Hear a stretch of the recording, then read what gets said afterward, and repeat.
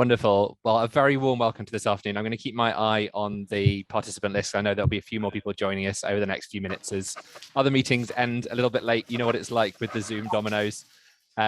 Just a quick reminder, if people could keep their videos on, that would be great. But if you could switch your sound off, your pop yourself on mute, just so we don't get too much background noise, that would be absolutely fantastic.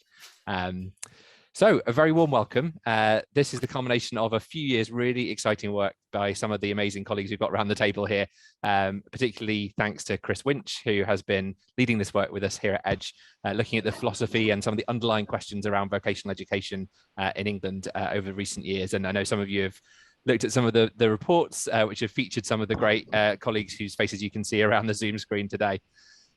So I've done housekeeping in terms of cameras and microphones. You might have heard the mystery voice telling you that this is being recorded.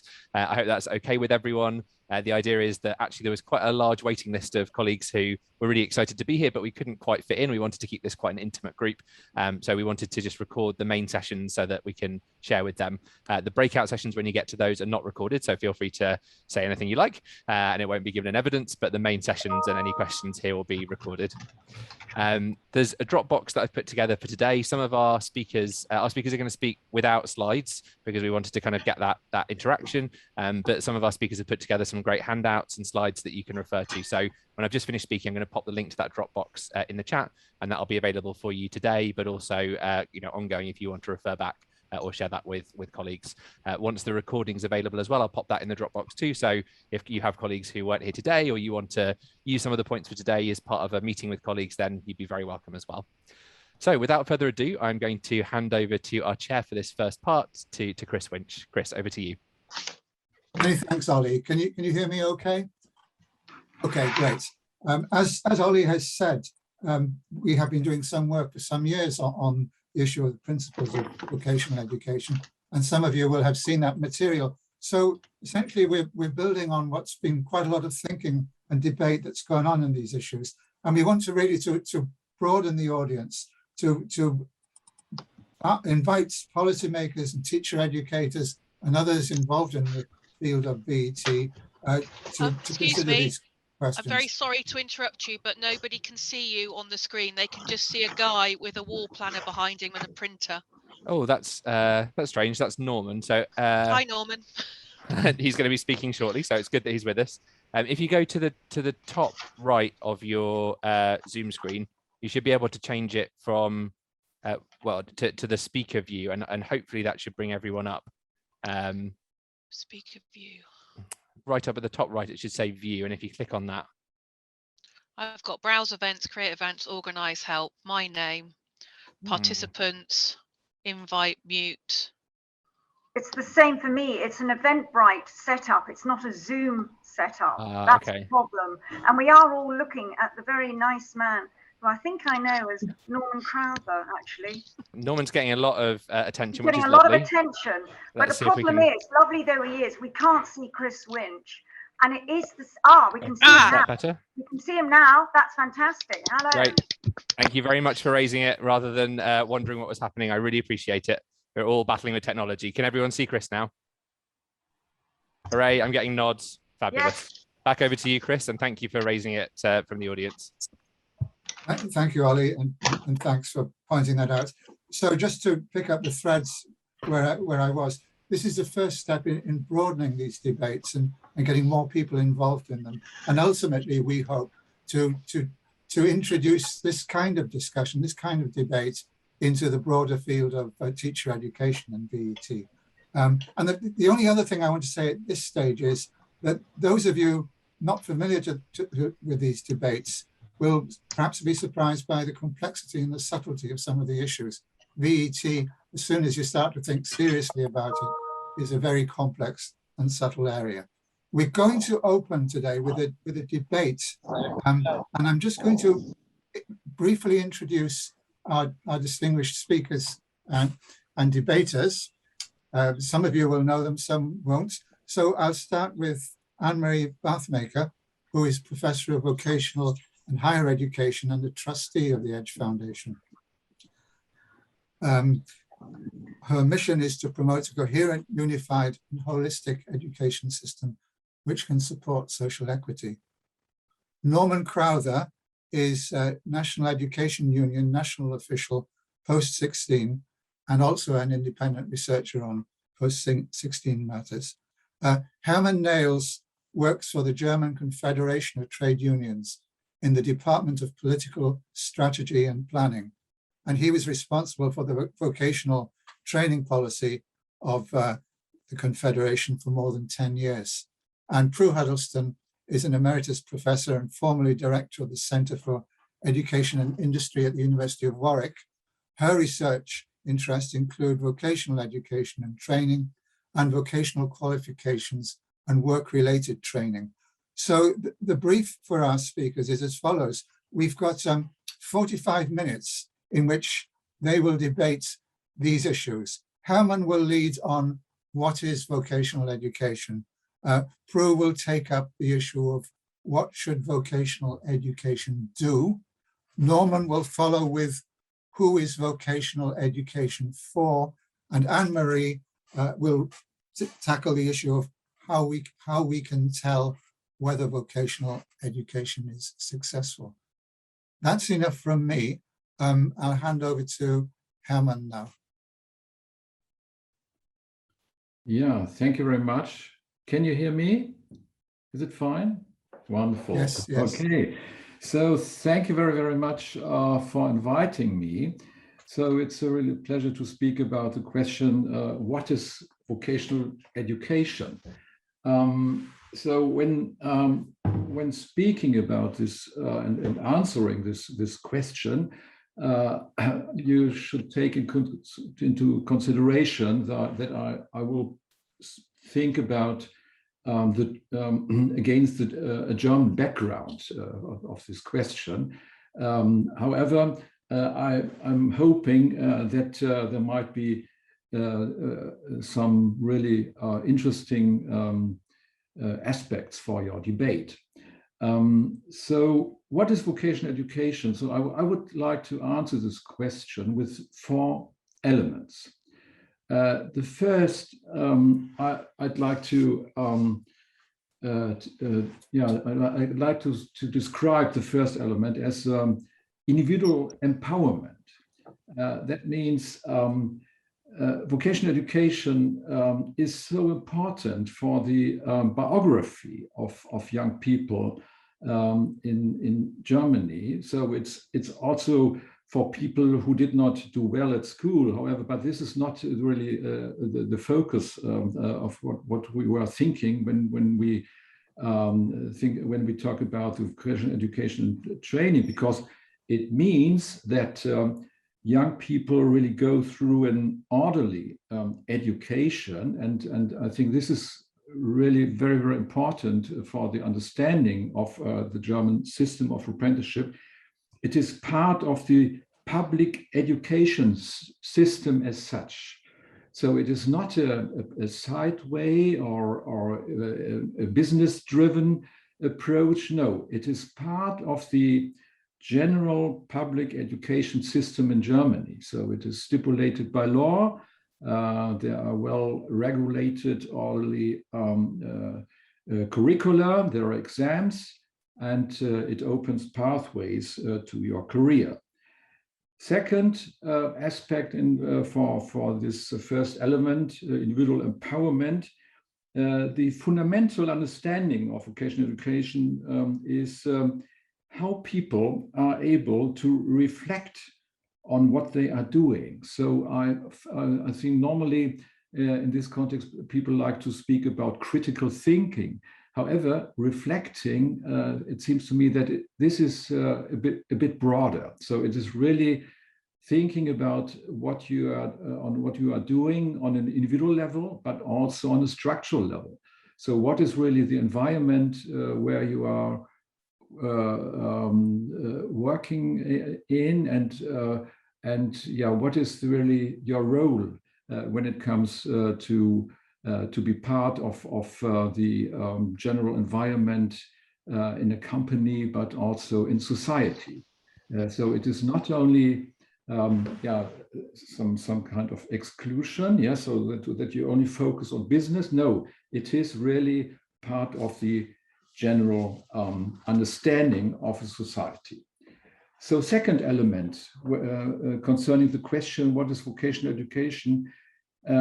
I'd like to describe it as the parity of esteem with the academic approach. So when I speak about the parity of esteem, so I think about the recognition and the general acceptance the vocational education does have in Germany and above all in Switzerland. So vocational education is demanding. It should be, sometimes even it is, an equivalent to general education and even high school and university. I just read a wonderful article written by Chris about the national qualification framework and the European qualification framework. So we have had a very, very intensive debate on it, because we want to describe vocational education and training as at the same level as higher education, university. So when you get a master degree or a bachelor degree, so there is an equivalent approach run by vocational education that you can reach without visiting the university one day. So this is just one example for describing the importance of the parity of esteem with the academic approach. And I can tell you, parents are really happy when their children get an apprenticeship. So because they are aware that when people get an apprenticeship, so this will give them access to the labor market in the long run. So they are absolutely safe when you think about their career. So therefore, parents are really happy and proud when their children get access to it. So this is the second element. And the third element, very briefly, I would describe it as vocational education consists of very modern types of qualification. Training regulations form the basis for forward-looking apprenticeship. And there are three phases I would like to underline. So there is a preliminary research analysis of qualification needs.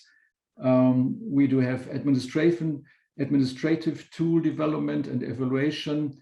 And last not least, there are certified trades that are updated in the apprenticeship system pursuant to the Vocational Training Act and the Craft Code. So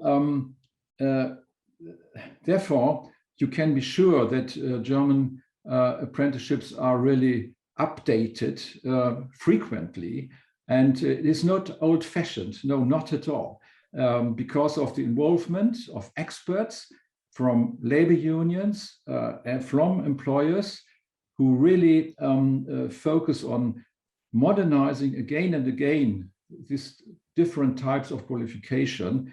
This is really, these kind of qualifications really do have high standards. So the last element I want to describe is the involvement of labor unions. So for Germany, it is absolutely crucial, and it is so important for the general understanding that labor unions have always been the driver of vocational education and training in Germany. So this is the case concerning the Vocational Training Act. It is the case concerning consensus building when it comes to create curriculum, and the labor unions are also part when it comes to organize exams. So these are the four elements I would like to use when answering the question, what is vocational education? Thank you very much for your attention. Thank you very much indeed, Herman, for that very clear and concise presentation. And I'll now move on and invite Prue to talk to us about what should vocational education do. Over to you, Prue. Thank you, Chris. Hello, everybody. Nice to see you or not see you, depending how the mood strikes you. It's very good to be here. I was set the question, what should vocational education do? I'd like to start really by saying I think it suffers an identity crisis in that different people have different views about what it is and what it ought to do. So this is the sort of first problem that we meet. And it depends whether you're a student, an employer, a parent perhaps, a funder, very importantly in our context, or wider society. And even amongst those constituencies, there are different views. I've spent about 30 odd years interviewing employers about what they want from the vet system. And I can tell you there's as many answers sometimes as there are employers. So it's difficult to reach a consensus. So we're faced with a problem to begin with because we don't always talk about the same thing. My second concern is that the term vocational education and training has been applied far too loosely to allow a full understanding really of what it is. And we seem, certainly in England, to have been moving along a continuum where some programs are very strongly vocational, and that's excellent, that's how it should be. But at the other end of the scale, we've had a plethora of programs which I would describe as weakly vocational, and they have very little foundation in the vocational area, what they're aspiring to teach people. And it's been a useful sort of catch-all for programs which are quite weak. And I recommend here Jeff Stanton's work on that, looking at the weakly vocational and the strongly vocational. So I think that's another issue, calling something vocational, which it clearly is not, or it doesn't meet my tests, as it were. For me, vocational education, of course, straddles several different areas. Clearly, it's the knowing, the doing, and the being, or what might say the becoming. And we're faced in the design of our programs in addressing these different strands. So that as teachers in the sector and teacher trainers, we are looking at a pedagogy which brings together teaching, learning and assessment, but within very specific contexts, but which also have wider developmental concerns. For example, lifelong learning, the need to develop generic and transferable skills, which would be applicable in a wide range of contexts as well. So as well as specific knowledge and skills pertaining to a particular sector, we're also looking to provide that broader entrance into society more widely and to encourage lifelong learning and development. So we have to think about our learners, not just the employers who are trying to get people trained up, as it were, in 6 weeks to have an HGV license or something like that, as we're currently experiencing. So it's much more than simply linking some theory to some practice or attempting to link the two. Because in terms of melding these strands together, we are preparing people to enter a community of practice and to build a professional identity. And for me, these things are very significant. When you have students and they join us on a catering course, the day they receive their set of chef's whites, their sharp knives in their lovely knife rolls, this is saying a great deal about who I am, what I'm studying, and what I aspire to be. And that for me is extremely important. I saw a young woman on my train yesterday, just coming from a college, and she had a wonderful sweatshirt, which informed me that she was training to be part of professional uniformed services. This was emblazoned on her sweatshirt alongside the college. And it was a clear reminder about the aspirations she had and what she was hoping to be. So that I would say that for vocational learners, they require exposure to very rich and varied learning environments. They must have access to real workplaces, to studios, workshops, laboratories, and offices. And these places must be inhabited by experts who have a recognized professional identity, and they should be assessed on the tasks which mirror actual professional practice, not a let's pretend scenario, and not people attempting to teach in these areas that have little understanding of the sector or what they're supposed to be representing. So in short, for me, vocational education must embrace the what, the how, and the where of learning, and bring this together through the content, what is being taught, the process through which people are learning, and the context. And that context is both social and professional. And it must be for purposes that go beyond simply gaining a qualification and ticking the box, or the acquisition of specific technical skills which are very narrowly defined and allow little opportunity for further progression.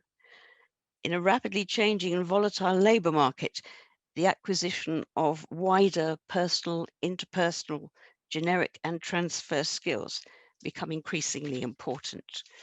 And it's interesting to know that things such as attitudes and behaviours are now incorporated into the specifications for the new T levels and for other qualifications.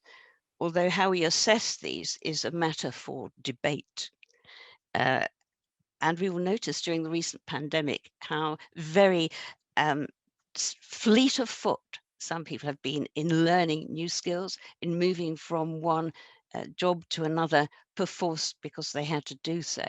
And those are the sorts of skills which we need to develop in our vocational learners.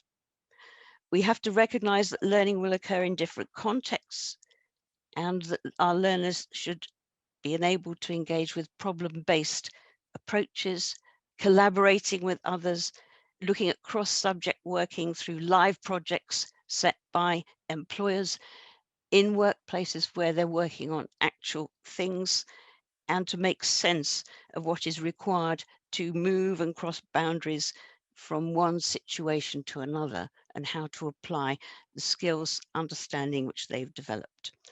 And of course, planning and reviewing their performance with those professionals.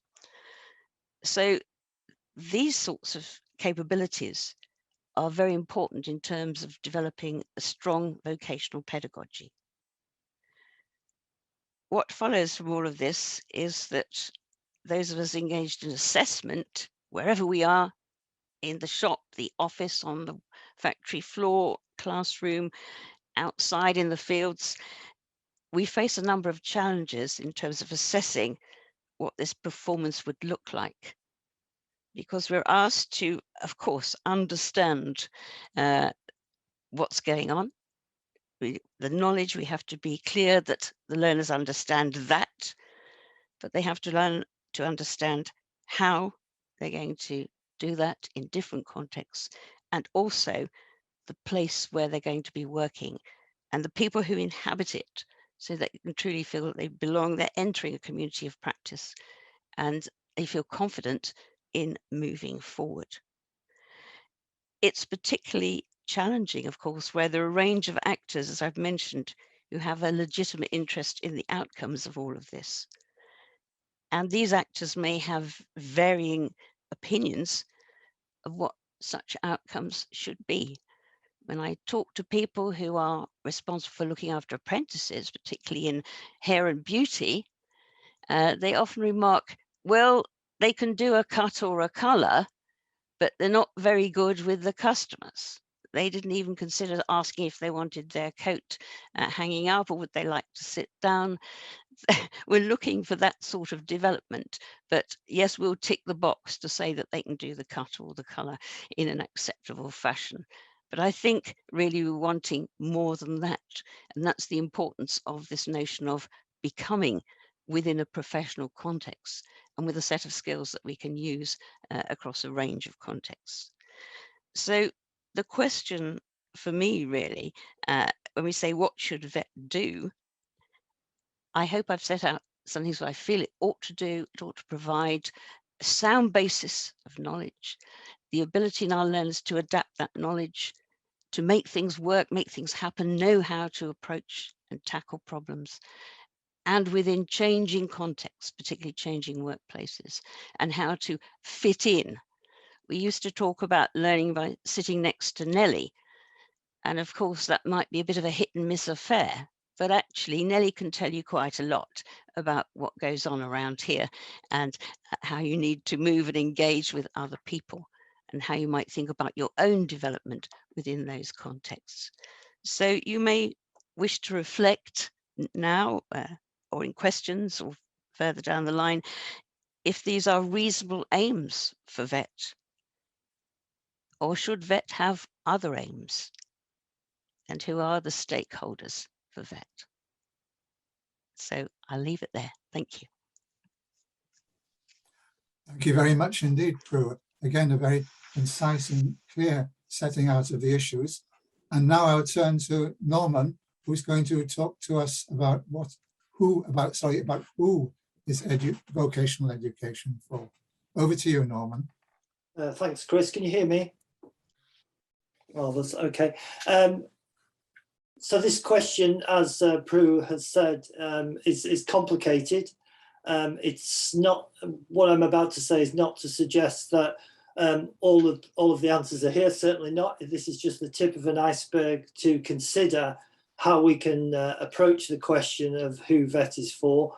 So I think that we could have 4 factors that we could initially consider in answering this question, which is that why do we have vocational education? And for that, to answer that question, we would need, as Herman has set out in a very clear way from the German point of view, which would be the philosophy and conceptualization of vocational education. That would supply our why as to what the purpose of what the students were doing. And the curriculum of vocational education would be our second factor. As Prue said, what is being studied?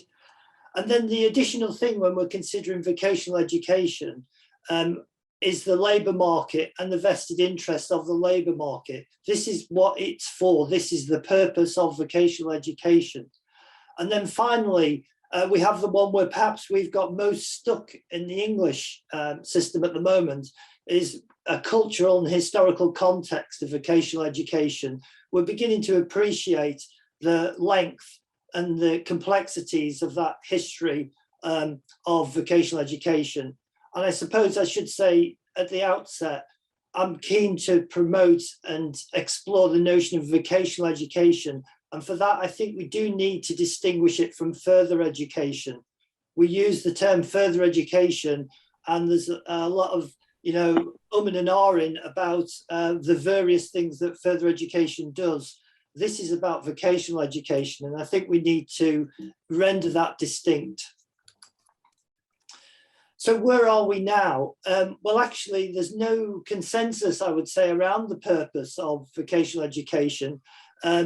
And that even as Chris has said in his paper, it's a really stunning paper on learning outcomes, even a mistaken one. We don't actually share a delusion about vocational education, perhaps other than it's something about work. And that was actually the title of the Cavital report. And it really is, as good as that report is in some respects, it is that nebulous notion of it's something about work. I think we need to do a little bit better. The current reforms of vocational education offer another attempt at trying to solve that cultural and historical context that we're in. But there's no change around the regulation or functionality of the labour market. And I think that is perhaps the most significant issue that we face when we're trying to articulate vocational education. And there's also a rhetoric around reform. We haven't found yet that paradigm shift that Fligstein and McAdam talk about. When you have a policy field that is so contested and divided around its purpose, there has to be an alternative paradigm for it to shift. Otherwise, it will continue to make the same mistakes it's done previously, or it will simply change the furniture, as it were. I'm just going to.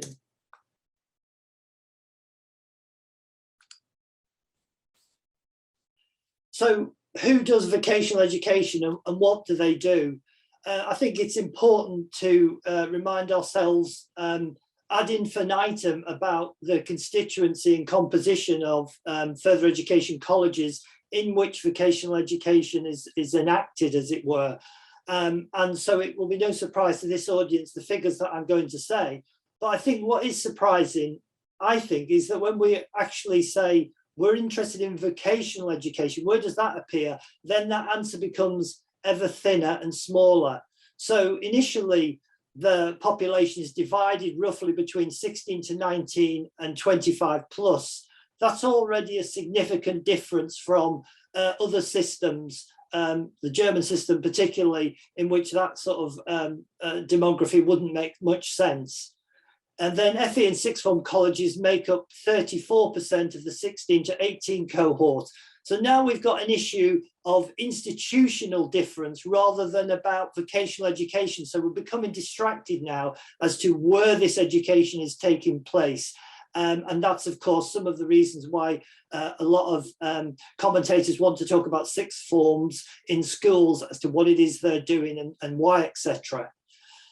So 16 to 19-year-olds, they mostly take general vocational education, of which there are 579,000.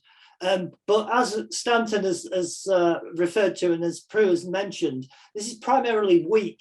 And what I mean by that is I want to just take the notion of vocational education a little bit further and say, when does it actually bite? When does it actually impact upon the labour market? When is it the case that you have a vocational education qualification, award, framework, etc., and it means something in the labour market? Because, of course, that's one of the, as it were, a pure notion of vocational education and the one that the German system adopts for the most part.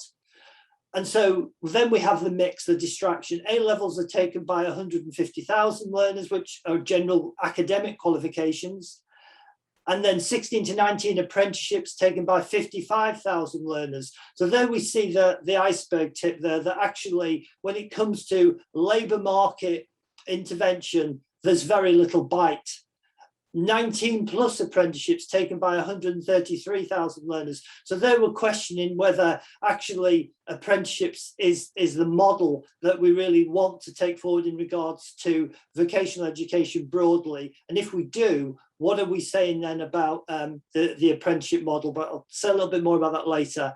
And then, of course, we've got GCSE retakes at 198,000. So we've got, and this is just a small area of the population. Obviously, I'm not talking about the other areas such as HE, etc., and not breaking it down that adults are primarily part-time and 16 to 18 are full-time. All of these areas of intelligence start to mask the fundamental problem. So if we look at then that population as to who is actually at the moment taking vocational education broadly, then we've got the figures around distance to college. 15 miles travel to a college is the average distance to learn. 21% of students have a learning difficulty or disability. 16% free school meals at age 15 compared to 8% in schools and academy. And FE seen as remedial or a second choice, particularly for the middle class. And that's the point that Thompson makes.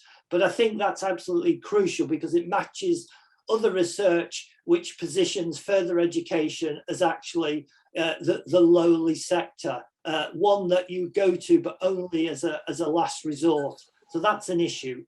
Because, of course, what we're seeing is it doesn't have a primary purpose. So therefore, it's a second choice. And then I just wanted to drop in about some BIS research from 2013, in which 40% of the respondents to the research said they were participating in further education for economic or job-related reasons. But then when you drill that down, actually 72% were in a job or seeking a new career. So the question again has to be re-put. What is vocational education? What is it actually doing as a mechanism within the broad further education and skills sector B? And this is where I think that looking at the data, The problem is the lack of conceptualization, really. There's simply no narrative around vocational education to the level that's needed, and certainly to that could even emulate or go near emulating what Herman said.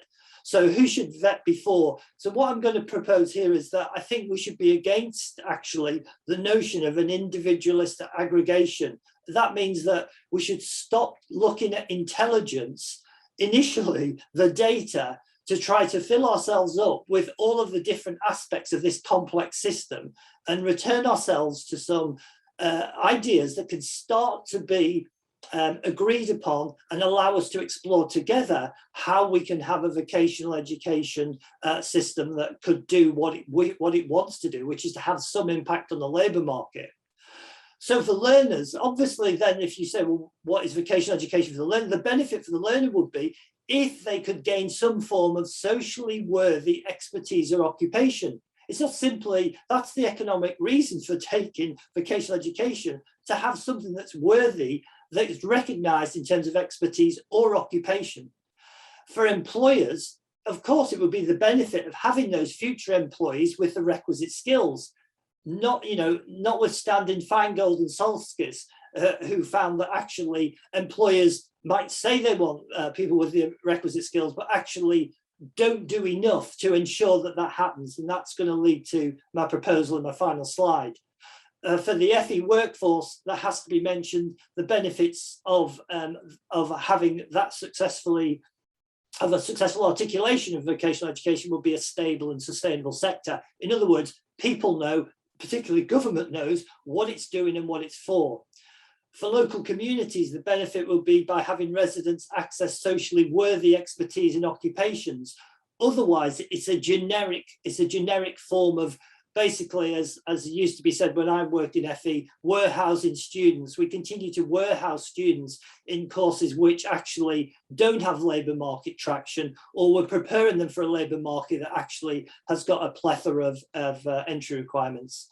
And then finally, for trade unions, the benefit would be by having confident and trained potential members, and I think by playing a part in the system. So the final slide is that I'm suggesting a proposal that this can only be achieved if we begin to explore these notions in much more detail and with a consensus around purpose. So a social partnership consensus around purpose for the school and college curriculum. We need to recouple the curricula here if we choose to go down a vocational education route in the way that we are, as distinct from Scandinavia, for instance, which leaves it to the school system. But if we want to bring colleges into the vocational education system, then we have to bring it together with the school curriculum. We need institutional social partnership arrangements at local, regional and national level. And that social partnership in the sense of involving trade unions, because they, of all the bodies that are missing around the table, are absolutely key in terms of trying to secure and benefit workplace training. And this is now a bit more of an intervention now in the workplace. We think employers are simply demanding skills, and actually we should begin to reverse this discussion. There should be embedded workplace obligations. There should be workplace learning and training opportunities which seek to reach out to colleges and in which employees have a right to do so. That enables a true two-way street, as Cavtal wanted to maintain. So then finally, that leads to perhaps the broadest idea, which is that looking at vocational education this way, I think it's looking at it as an embedded social obligation. It's not looking at it as an instrument or tactic to get people simply to engage in developing a capacity to support employers when they want and how they want, i.e. the current lorry driver issue now. We need an embedded social obligation that is similar to welfare obligations, in which the priority is to support and develop local people into vocational education. So that should be a political priority rather than one that's based upon simply employer interest in driving up choice of recruitment. So thank you very much. Thank you very much, Norman. Once again, a model of clarity and conciseness. And I'll take us straight on to Anne-Marie Bathmaker, who's going to talk to us about how can we tell whether vocational education is successful. So over to you, Anne-Marie. Thanks, Chris, and thanks for positioning what I'm going to say in the context of what has gone before. When I realized that my focus was going to be on how can we tell whether vocational education is successful, I took a big gulp, actually. So this is a personal perspective on this, because you can read any amount of what successful vocational education looks like from policy and from employers and from qualification organizations and so on and so forth. I've been thinking about this particularly from the perspective of education and training professionals and their learners. So this is just a caveat, because I kind of conceived of this as part of a CPD set of seminars where you're likely to be in some form of education and training role, the people who I'm aiming this at.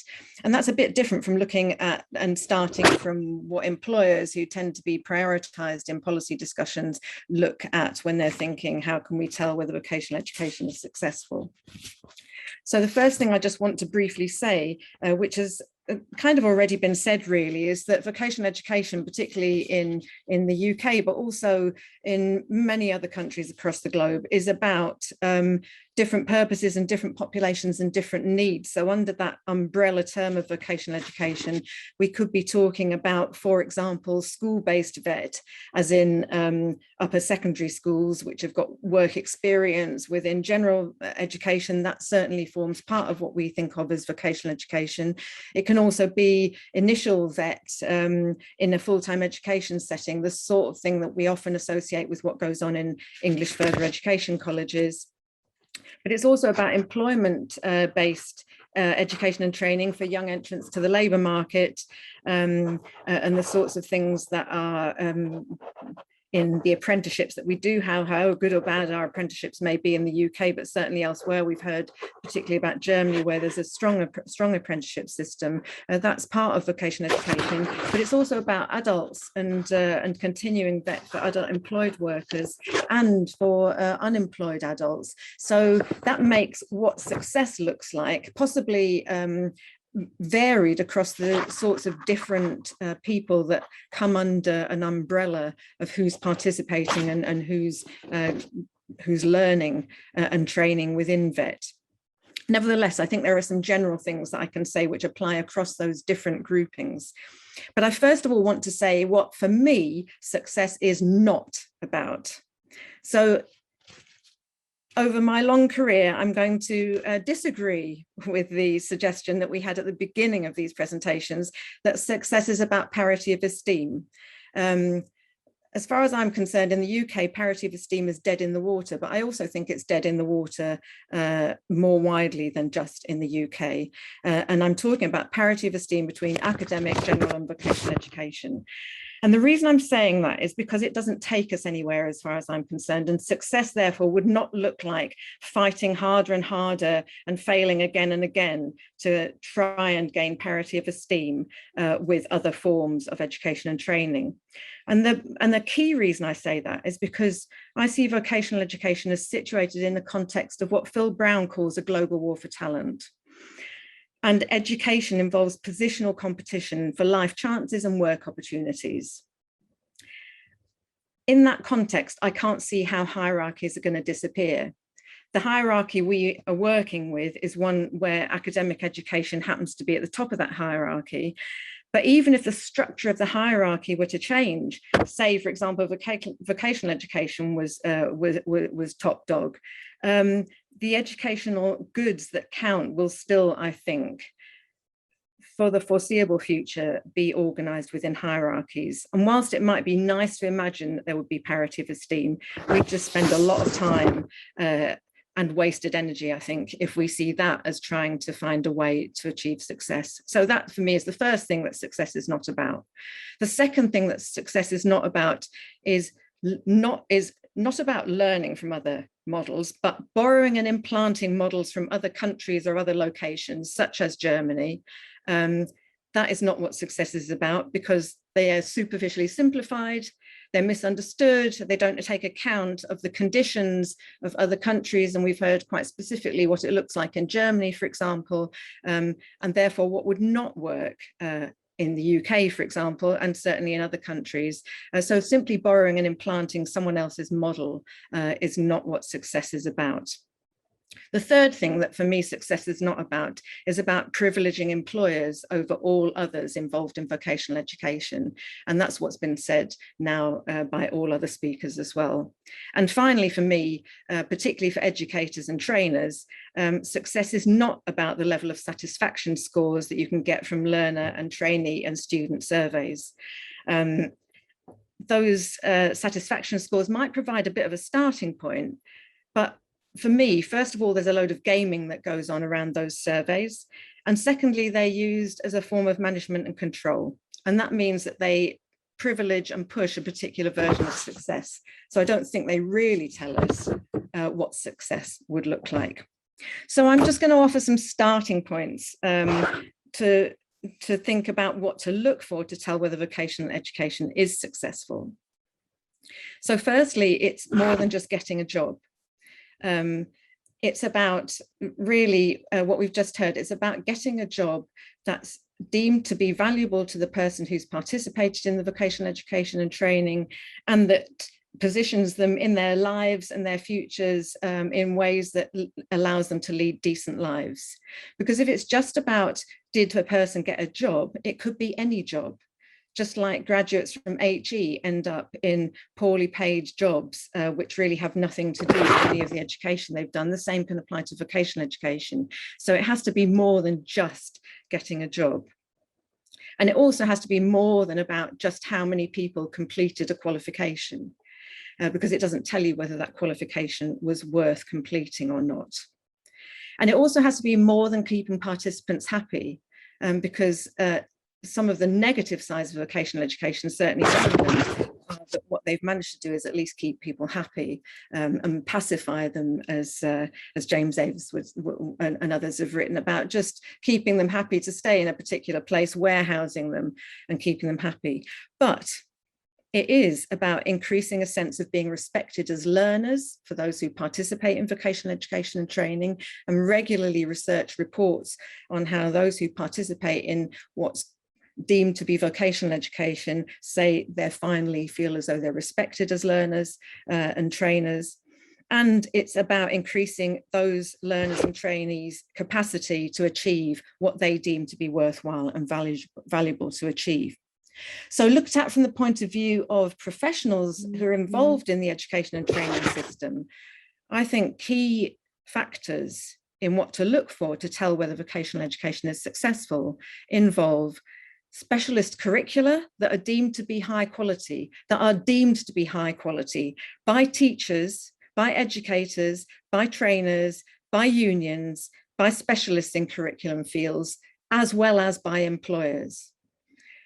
And that's a whole partnership of people saying that the curricula is high quality and it's the suitable and specialist curriculum. Secondly, it's what we've heard already, which is that it's opportunities to learn and achieve broader knowledge and skills, things like critical thinking, digital skills, literacy, numeracy, whatever those are, but it's not just about learning the very specific skills for one specific thing. It's being able to have skills that give you the capacity to open up and broaden your directions if you're a participant.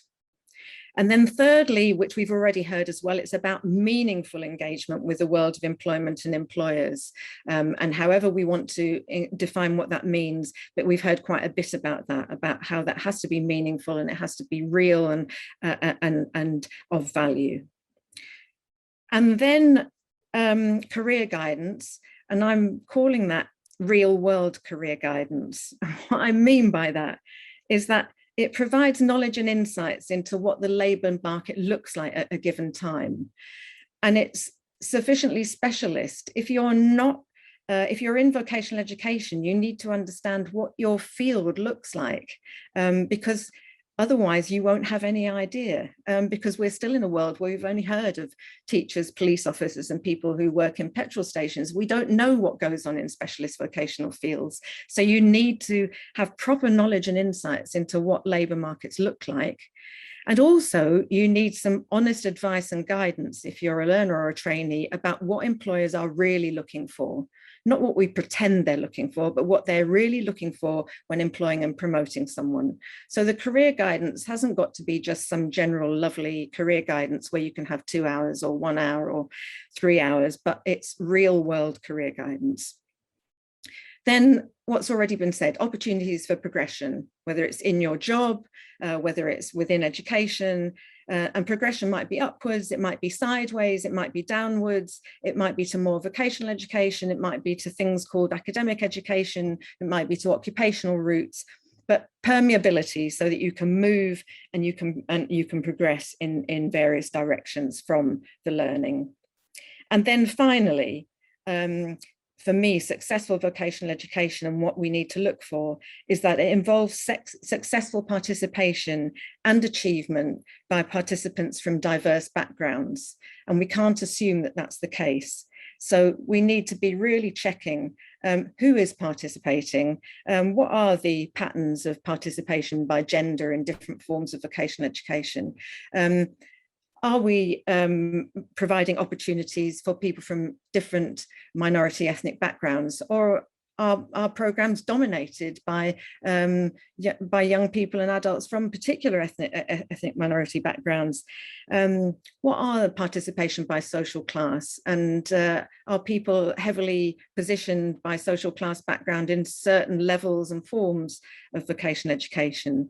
And similarly, we can look at issues related to disability, prior achievements, and a whole range of other questions around diversity of background. I think it's beholden to us to look at and consider and monitor how we do in terms of whether we're succeeding and making success for a whole range of different participants. Those are just starters, but I think certainly from the point of view of those involved in working and engaging with provision of education and training, I think some of those issues are the ones that help us to move forward in terms of our thinking and what we're trying to do, and put those people as central to a partnership of people who would look to what success might look like. Thank you. Thank you very much, Anne-Marie, and thank you to all the speakers for their contribution. I gather you will probably understand now when I mentioned the complexity and subtlety of VET a bit better what I meant, because all of our speakers have drawn attention to some of the very knotty problems and complex issues which VET raises for our society. And in the closing few minutes of this part of the session, I'm just going to throw out a few ideas which the breakout groups might wish to take out. There are commonalities and there are differences in emphasis between what the speakers have said. But I've picked up a few issues which we might want to look at a little bit more closely. The first one I would suggest is that all four speakers were at pains to emphasize an educational dimension to vocational education. And in particular, a civic dimension, participation as citizens, and also an individual development. And of course, this has long been a part of the German tradition of vocational education, and Hermann referred to reflectiveness here. But I also saw the issue coming up in what Prue was saying when she was talking about real experiences and planning and reviewing performance, for example. And the issue of social identity is closely related to that. Who you are, who you become, what you know about yourself is bound up with the kind of experiences you have in vocational education. And that brings me to another point of commonality, which we might want to consider, which is the phrase strongly vocational, which was initially used by Prue, but was implicit in the other presentations. The idea that vocational education involves a real engagement with the workplace and with colleagues, and more indirectly, perhaps, with the general public. So is it a criterion of good vocational education that it should be strongly vocational, or is that unrealistic? Next, there was the issue of social obligation, which Norman Crowther raised.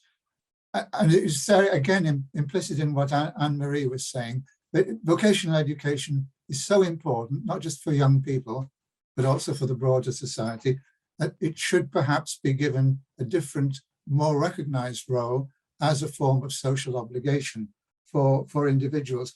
But also, as Anne-Marie and Norman were at pains to point out, taking into account the interests of the other groups who are vitally involved in vocational education. Employers, obviously, but broader public, trade unions were mentioned. I think we could mention other civil society organizations, and perhaps last but not least, parents as well. And again, Anne-Marie quite properly raised the issue of careers advice and how that is dealt with in this country. And I'm sure Herman will have some interesting things to say in his group about how that issue is dealt with in the German context as well. So there's an awful lot to discuss here. We won't have time to pick it all over, I'm sure. And I would expect that the different groups will focus on issues that they find of particularly compelling interest. Wonderful. As people come back, I'm just going to start opening the breakout rooms. We have got about 20 minutes together in those. We'll be in groups of 5 or 6. You'll get to spend a bit more time with one of our fantastic panelists. We've also going to be welcoming Kevin. Do you want to give us a wave, Kevin? Kevin Orr from Huddersfield. Thank you, Kevin, who's going to be chairing the debate after this. So he'll be in one of the groups as well. The aim really is to have a good kind of conversation about what you've heard, what you agree with, what you don't agree with, hopefully as well. That's always the most important bit. And then we'd like you to come back with just 2, maybe 3 kind of key questions back to the panel. And rather than going for creeping death around everyone, we'll just ask people to put those in the chat. And then Kevin will chair that panel and pick up some of your questions back to the group. So without further ado, I'm going to open the breakout rooms. I'll give you just a warning a couple of minutes before I shut them so that you don't get cut off mid-sentence. And I'm opening those now. Great, welcome back everyone. I hope you really enjoyed those discussions. I dipped into a couple of them, and yeah, they were really interesting. So we're going to shuffle the chairs around on the virtual stage slightly for the second half. Chris is going to join the panel with his expertise, and I'm going to welcome Professor Kevin Orr from Huddersfield to chair this section. I wanted to encourage people just to pop a couple of questions that you came up with in your group, or a couple of issues that you kind of really floated to the surface in the chat. And Kevin's going to use those to inspire some of his questions back to the panel. And just one practical thing, now that we're back in the main group, could people possibly put themselves just on mute, just in case you drop something or the cat jumps up and you don't interrupt Kevin halfway through. Kevin, I'll leave us in your capable hands. Thank you very much, Ollie, and thank you to all of you for being part of this debate. Chris noted the complexity of issues in relation to vocational education and training, and I hope you agree after presentations and discussions in your group that VET warrants this type of intellectual engagement, whether it's about parity of esteem or social identity or whatever else. So I will pick out some points from as you put them into the chat, and I will put them to the panel. One of the things that did come up within our session was, we know that many people here are teacher educators, and what this means, the kind of debates we're having here, what this might mean for teacher education for vocational or technical teachers. And I wondered if I could put that to the panel. How might some of this discussion inform what happens on teacher education courses? Prue, could I come to you first? Okay. Yeah, it's something I've grappled with for many, many years in trying to engage the programs. And it became increasingly difficult the more the whole teacher training thing changed and more time in school and that sort of thing. My starting point has always been to try and start from the subject area. And to then make that alive in the sense of good vocational education. I shouldn't keep using the word good because I think we've fallen into some problems there, but it's to start with the subject area and to sort of locate that within its context. And then from there, develop your program and make your links. We were very fortunate because we could make a lot of links with employers and they were willing to engage and come in, and we had students going out. And I'm a great fan of the sort of live project, getting employers to set a project for the students, but also which related to a particular program. So looking at a qualification and saying, right, how do we embed some of that into the teaching of that qualification, and going at it that way. So for me, the starting point was always sort of trying to work from the subject out, as it were. Thank you. Is there anybody else on the panel would like to take that up about what it might mean for teacher education? Chris, you're on mute. Yes, a quick point. I think it's important for teachers to have the bigger picture about what they're doing. They're not just focused on teaching their particular subject, though that's obviously extremely important, but they're also responsible for the well-being and the future of young people as well. And they need to be aware of the importance of the kind of issues that Prue and Herman were talking about in terms of developing themselves as individuals and as citizens, and to be alert to opportunities for that. And also to allow young people to be realistic about the demands of the workplace without being discouraged. And in order to do that, to have some insights into the nature of the labour markets. So I think having this bigger picture can help make you a better teacher. Yeah, absolutely. Anne-Marie, I think I saw your hand up.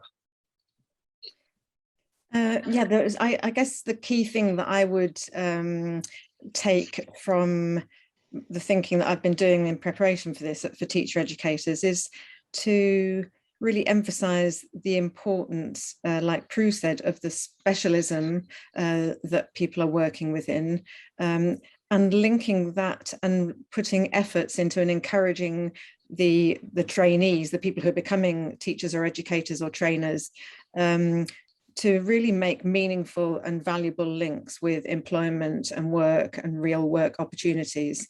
And that is, in my view, harder if you are working with people who are not deemed to be the gold standard, who we really want to attract people who you have to persuade employers that they want to take. And that feels to me something that is really worth engaging, teacher educators engaging with the people that they're training to think really hard about and to put effort and energy into, even though it's added effort and energy on top of all the other things they have to do. Thank you. Thank you. I'm going to move us on, if I may, and pick up the point from Rachel Terry about how can vocational education challenge or disrupt the division we tend to see of students by race, class, gender in terms of vocational routes that they take. This is something that was raised in particular by Anne-Marie. Norman, I wonder, can I start with you to make a comment on that? Thanks, Kevin. Yeah, I mean, I think this is one of the most complex issues, really, in regards to who is taking vocational education, and as has been pointed out, how we measure those different demographics is really important, particularly in regards to outcomes in the current system. They don't work well for those groups. They really don't. And that should cause us real consternation. And the question then, though, is, and I'm really interested, I don't know if it's right, but I think there's a lot of distractions then take over, which is that we start to look at how we can modify or deal with these outcomes from what actually I think we've identified as a fairly distorted system, an unclear system. So why would we try to inform policies around areas that have got perverted outcomes when the system itself needs greater clarification? So I'm afraid I'm going to return us to saying we need to get that consensus around vocational education in the first place before we start to think overmuch about the disparities. And I know that's a hard call, but and I think it's right to do so, but we can't answer those by failing to take the bigger picture into consideration. Yeah, I think you make that point very well. Herman, can I ask you from your perspective, from a Durham perspective, how you would respond to this this notion, which is so important in England, at least, in relation to race, class, gender, and how people are channeled into vocational routes? Yeah, so I think that depends on companies, on the behavior of companies, of human resource development departments, how they really, if they have a program for this. So there are different approaches how to tackle this issue. So the bigger companies, they are very, very good. They are very diverse, so to say. But small and medium enterprises are very different. So they are very traditional. So they are, they take what they are used to, so to say. But bigger companies, the most important companies, they do really have a very a program of diversity, we call it. And and there are special tools even. So to just give you one example, there are, so if you send your application, it is anonymous. So that's the one who really make the final decision on whether you get the job or not. They do not know about the personal background, if there is a migration background or not. So this might be very helpful for making the decision in order to avoid any kind of trajectory, so that you are not pre-stimulated by the individual biographies. But sticking to your question, it's diverse, Kevin. Yes, thank you. How interesting that you answer that in relation to the employers and to the companies. I think those of us in England would answer in a different way. That's fascinating.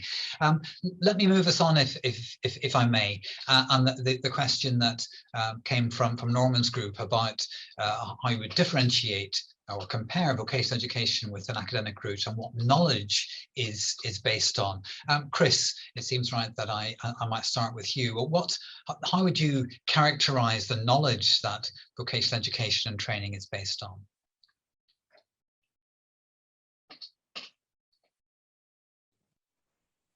I don't think that there's a sharp distinction between the knowledge that one is expected to acquire in vocational education and the knowledge one is expected to acquire in higher education, partly because of the sheer diversity of both sectors. But if one was asked to characterize the knowledge requirements in vocational education, I think I'd attempt to do it by talking about the need for knowledge and know-how to be integrated within workplace conditions. In other words, you're talking about the more distant factors like the theoretical or systematic underpinning of the occupation, together with a good situational awareness, which of course includes factors like your colleagues, as well as the apparatus and the layout of the workplace. These are all extremely important, and I think it goes to that point that Prue was making earlier on about the importance of different sites of learning. It's maybe best to learn some of the theory in the classroom, but if you're integrating theory into practice, that cannot best be done in the classroom. It needs a workshop, a workplace, or some kind of simulatory environment. So my short answer, Kevin, and I'm sure it's not a complete answer, is the importance of the integration of academic knowledge and situational knowledge in meaningful professional judgment and action.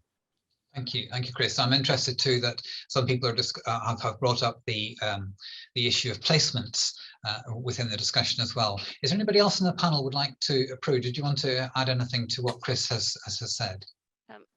No, I totally agree, and I'd just like to give a little example for the practitioners. You're in your kitchen and you're doing your food science, and you're told to understand that if you over whip egg white, you'll lose the foam. Now that's science. It's food science. It's basic food science. If you over whip the egg, you then go on your placement and you're given your eggs and you're told to make your souffle, but you've got your whipped eggs. You've then got to turn that into a souffle.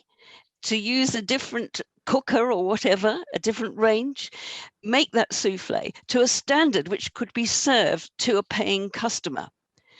And I just wanted to use to illustrate, you know, the point that Chris has made. You know the science, you know how this will act, but when you get into a different situation and this chef wants you to make the chocolate souffle, so you've got to start thinking about this and how many portions of that do I need? And you know, what's going to happen here, because it may be only the third time you've tried to make a souffle and in very different conditions. So I always think about that as just a quick and easy way of thinking, yeah, okay. And then what do the others think about you? Is it acceptable in the restaurant? Would you be considered as an apprentice in that place afterwards? And if your hands weren't very clean, you wouldn't, if you'd forgotten to or have the right kitchen shoes on. So the whole package comes together, I think, in, you know, as a well-trained person for that role. Thank you, Prue. And I was watching Bake Off last night, and it's bringing back those memories. And Anne-Marie, you've put some things into the chat. Would you like to develop any of those? Yeah, I just want to give another example from my cycling experience, a bit similar to Prue's. So I don't only teach people how to ride bikes, I also teach people to lead other people riding bikes. And I've been developing that with people. And so we've been working on routes that they can do and routes they can take people on.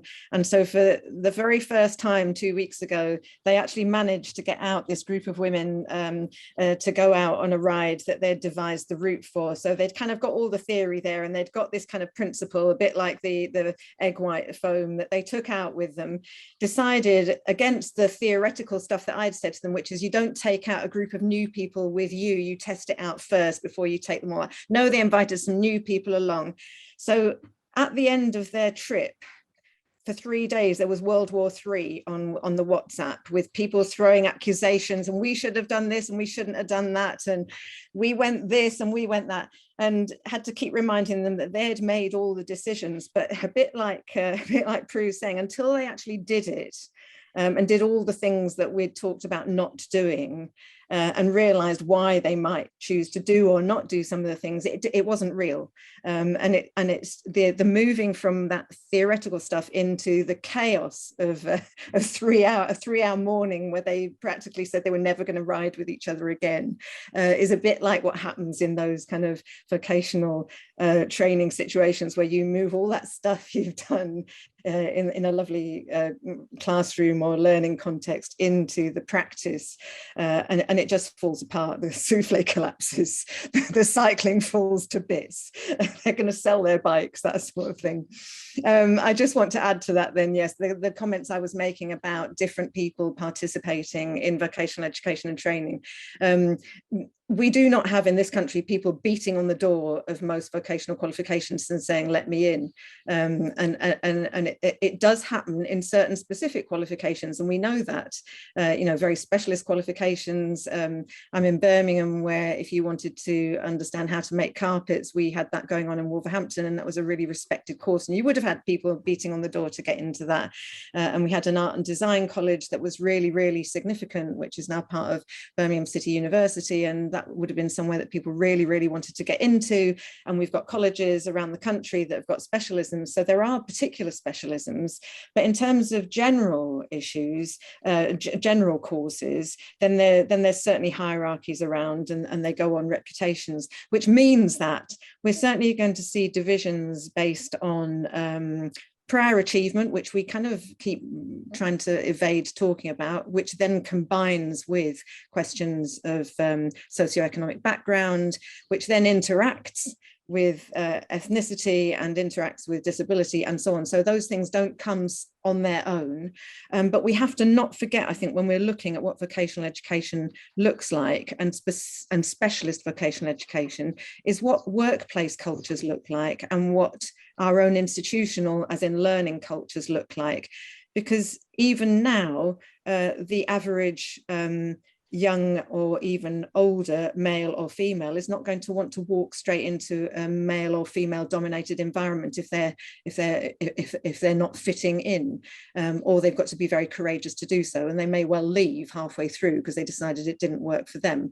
So we have to think those things through, and also ask ourselves questions about why we're encouraging people to go into things that are dominated by others. But we have to also question why they're dominated by others and how that might shift and change. But it can't just happen because you say, oh, vocational education courses are going to look different. You have to think about workplaces and what they look like and how that might shift and how that might change. And what you are putting people in front of and how much of their life they're going to have to spend fighting hard if we do encourage them, and do we give them the wherewithal to fight and have the courage to do it. Thank you, Anne-Marie. Thank you, Anne-Marie. That's very clear. Let me move on, if I may do, just because issues have come up in relation to the placement and how this relates to a notion of what is good vocational education and training. That's a difficult thing, perhaps, to consider. But Norman, given that you've talked about the importance of conceptualizing what the purpose of vocational education and training is, or technical vocational education training is, tell me about the relationship between placement or that experience, the workplace experience, and what happens in colleges. Well, currently there's a real challenge in finding work placements and generally working with employers. It's a huge burden. That's extra work that teachers take on unless there are specialist roles for that. And the current T-levels have produced real challenges in meeting that, and there are a whole range of contexts of employment that are affected by young people actually taking part in those work placements themselves. So the conceptualization I'm thinking of is beginning with local and regional occupations, i.e. what is the access for young people to those occupations. So it goes to the reality of what Anne-Marie was talking about in terms of career guidance, but also I think we need additional weight given to our interest in developing vocational education students, and that is part of the obligation within the workplace to recognise who is learning and why, and what resources and support they have. So I am envisaging a distinct and different relationship that employers. The part of employers is an obligation on the employer to support that placement, and that could be long term. I mean, T-levels could have had a long term work placement that guaranteed significant portion of work for a year, so it would make it a hybrid of an apprenticeship, but that would at least represent an obligation to fit into the purposes that we really want vocational education to affect, which is the labour market. I realise that's a complicated way of going about it, but I think that work placement in itself is a real challenge. Therefore, we should go back to saying, what exactly do we want from this relationship? And I think we need two-way obligations. Thank you. Yeah, I'm absolutely. You make that point clearly. Herman, I'm interested from your perspective from Germany about the relationship between placement or the workplace experience and the college, the education institution. Yeah, thank you. Yeah, I want to tell you in this context about the story of my youngest son. So when he was let's say when he was 12 or 13, so this was his first contact to the world of labor, because it was part of the general curricula that he has to organize a 1 week course in a company to get experiences. So he really had contact first time with the world of labor, and this was prepared during the normal school program, and it was reflected afterwards. So it was part of the general school system. And 2 years later, it was not a 1 week course, but it was a 3 week course. So he was well prepared when leaving the school So he really had a good idea about his later on career, because he has had experiences during his school period, so to say. So it is an integrated part, and this is not an individual example, because it is stipulated by the curriculum. And when you run through your school career, that you have to take part in this kind of programs that gives you experiences in the world of labor. Thank you, Herman. There is an important, I think there's a theme emerging in relation to the importance of employers, but the responsibility of employers, not just to inform the curriculum, but to have a responsibility towards students, trainees who are involved in vocational education and training. Thank you. And there are other suggestions going into the chat as well. Chris, or anybody else on the panel, does anybody else want to add anything before I move on? Chris, I can see you'd like to come in. Again, Chris, you're muted. Very quickly on the points raised by Herman and Norman beforehand, I fully agree about the obligations that employers should have, but we shouldn't forget that employers also take on very significant responsibilities when they take on young people in the workplace, not just affecting their economic interests, but they also take on a pastoral and a pedagogic role. And large companies were mentioned, I think Herman mentioned them, were often quite well equipped to do this. But a lot of workplace experience will, by necessity, have to take place in small and medium enterprises who are much less well equipped to do this. And if we are placing high expectations on them, we ought to be thinking as well of the degree of support that they get for taking that role. Thank you. Yes. Is there anybody else on the panel before I move us on? But Prue. I can't find my hand.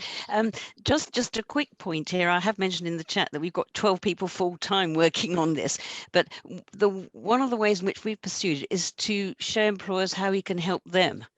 And so we actually talk to employers and say, what are your problems? What are the issues? Have you got any things that need solving? How can the college help? Well, the college could help in that way. And that's how we've been able to get live projects into the college, because they give us the problem and we help to the students help to solve it. So I think we've got to point out, okay, what can we do for you? And we can help you as well. And the other important constituency, of course, the community organisations, in trying to engage them more fully. And I think it relates to what Anne-Marie had said about, the wider community and engaging with them and encouraging them to use the college and how can we help them. Yeah, I did want to come back. Thank you, Prue. I did want to come back to you, Anne-Marie, about this, the kind of partnership that you talked about, the partnership with stakeholders. And we have talked about employers as having responsibilities. Can you tell us something else about the other stakeholders within that partnership and the kind of tensions that there might be? There might be productive tensions, but tensions that there might be between those groups.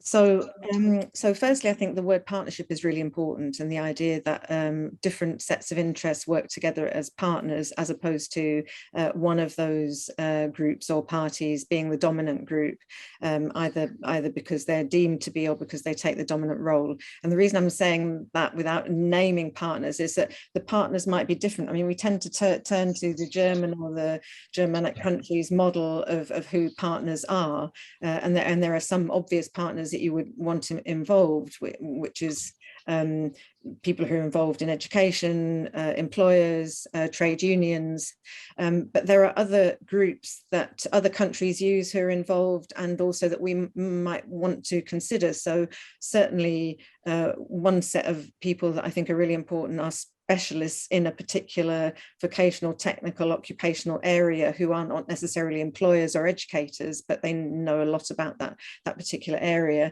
The thing that we've just mentioned, which is people out in the community who increasingly play an important role in what goes on in lives and communities and workplaces, but there are probably other partners. But I do think that this emphasis on partnership is really important.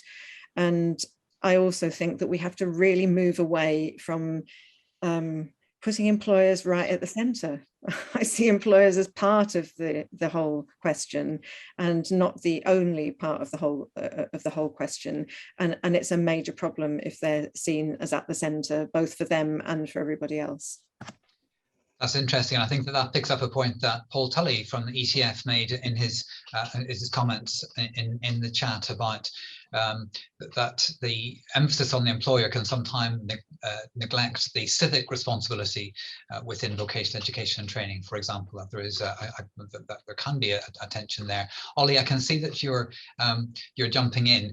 Perhaps I could bring this discussion to a close by thanking Chris, Prue, Anne-Marie, Herman, and Norman, and just once again to go back to what Chris said about the complexity of issues within vocational education and training, whether that's to do with curriculum, its purpose, the kind of socializing elements within it, and these debates that Edge has been running now for quite some time. Engage with these, and many of us are teacher educators, and I would encourage you to bring these debates into your teacher education classes, so that new vocational teachers can be aware of the importance of these issues, and indeed the importance and complexity of what they're involved in. Over to you, Ollie. Wonderfully chaired. Thank you so much, Kevin. Let me add my thanks to the panel for an amazing session, and to Kevin for chairing that second part. And thank you for joining us, to everyone who's been in the audience. I know that the colleagues who haven't been able to join for all of it, and those who signed up for the waiting list, will really enjoy listening to this recording as well. So I want to finish before time, because I know that we all have lots of Zoom meetings these days, and you don't want to be stuck on one trying to get into another. So just to finish off, we have 2 more sessions in this series coming up. They are sold out, which is great, but I wanted to put the links in the chat, because if you want to join the waiting list, you'll automatically get the videos for that and any kind of materials that go with them. So the next one at the end of October is going to be all around the history of vocational education. So another area that we're passionate about. You at Keep and Tom Richmond are going to be speaking at that one, as is Lorna Unwin, talking about their recent Honourable Histories report on the history of FE. And then at the end of November, we have some current policymakers, Keith Smith, who recently wrote the white paper on FE from DFE, and David Russell, who heads up the ETF, and also a mysterious colleague from the Treasury, who I need to pin down who it's going to be, are going to be joining us to talk about current FE policy. So if you'd like to join us or like to see the recording rather for any of those, then please do head along to Eventbrite on the links I put down. More broadly, we would love to have any feedback from this session. I'm not going to send out any survey monkeys or anything, because we'd much rather kind of any thoughts that you want to put to us. I've popped my email in the chat if you have them. In particular, we're really keen to continue to build on this work. This was Chris's great idea to have this session, but is there an opportunity perhaps to develop a module or something that fits into FE training that others could use to kind of really help explore these broader issues? Is there an opportunity for those of you who are in the department or the ETF for us to run a mini seminar for colleagues to kind of broaden these out? We're very open to kind of helping in different ways to just really spread the kind of thinking that you've heard today. So yeah, without further ado, I would just want to say a final thank you to everyone who's been involved, and farewell. We'll see you very soon at an Edge event, and best of luck with the rest of your day.